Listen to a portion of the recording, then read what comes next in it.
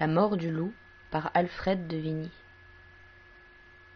Les nuages couraient sur la lune enflammée, comme sur l'incendie on voit fuir la fumée, et les bois étaient noirs jusques à l'horizon. Nous marchions sans parler dans l'humide gazon, dans la bruyère épaisse et dans les hautes brandes, lorsque, sous des sapins pareils à ceux des Landes, nous avons aperçu les grands ongles marqués par les loups voyageurs que nous avions traqués. Nous avons écouté, retenant notre haleine, et le pas suspendu. Ni le bois ni la plaine ne poussaient un soupir dans les airs. Seulement la girouette en deuil criait au firmament, car le vent, élevé bien au-dessus des terres, n'effleurait de ses pieds que les tours solitaires, et les chênes d'en bas, contre les rocs penchés, sur leurs coudes semblaient endormis et couchés. Rien ne bruissait donc, lorsque, baissant la tête, le plus vieux des chasseurs qui s'était mis en quête à regarder le sable en s'y couchant. Bientôt, lui que jamais ici on ne vise en défaut, a déclaré tout bas que ces marques récentes annonçaient la démarche et les griffes puissantes de 2 grands loups cerviers et de 2 louveteaux. Nous avons tous alors préparé nos couteaux, et, cachant nos fusils et leurs lueurs trop blanches, nous allions pas à pas en écartant les branches. 3 s'arrêtent, et moi, cherchant ce qu'ils voyaient, j'aperçois tout à coup 2 yeux qui flamboyaient. Et je vois au-delà 4 formes légères qui dansaient sous la lune au milieu des bruyères, comme font chaque jour à grand bruit sous nos yeux quand le maître revient les lévriers joyeux. Leurs formes étaient semblables, et semblable la danse, mais les enfants du loup se jouaient en silence, sachant bien qu'à 2 pas, ne dormant qu'à demi, se couche dans ces murs l'homme, leur ennemi. Le père était debout, et plus loin contre un arbre, sa louve reposait, comme celle de marbre qu'adoraient les Romains et dont les flancs velus couvraient les demi-dieux, Rému et Romulus. Le loup vient et s'assied, les 2 jambes dressées par leurs ongles crochus dans le sable enfoncé.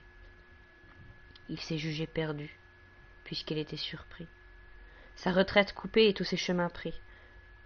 Alors, il a saisi dans sa gueule brûlante du chien le plus hardi sa gorge pantelante, et n'a pas desserré ses mâchoires de fer malgré nos coups de feu qui traversaient sa chair, et nos couteaux aigus qui, comme des tenailles, se croisaient en plongeant dans ses larges entrailles, jusqu'au dernier moment, où le chien étranglé, mort longtemps avant lui, sous ses pieds à rouler.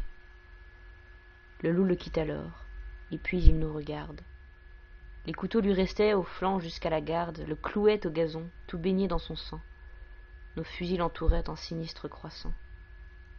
Il nous regarde encore, ensuite il se recouche, tout en léchant le sang répandu sur sa bouche, et sans daigner savoir comment il a péri, refermant ses grands yeux, meurt, sans jeter un cri. J'ai reposé mon front sur mon fusil sans poudre, me prenant à penser, et n'ai pu me résoudre à poursuivre sa louve et ses fils, qui, tous 3, avaient voulu l'attendre, et, comme je le crois, sans ces 2 louveteaux, la belle et sombre veuve ne l'eût pas laissé seule subir la grande épreuve. Mais son devoir était de les sauver, afin de ne pouvoir leur apprendre à bien souffrir la faim, à ne jamais entrer dans le pacte des villes que l'homme a fait avec les animaux serviles, qui chassent devant lui pour avoir le coucher les premiers possesseurs du bois et du rocher. Hélas, ai-je pensé, malgré ce grand nom d'homme, que j'ai honte de nous, débiles que nous sommes. Comment on doit quitter la vie et tous ses maux, c'est vous qui le savez, sublimes animaux.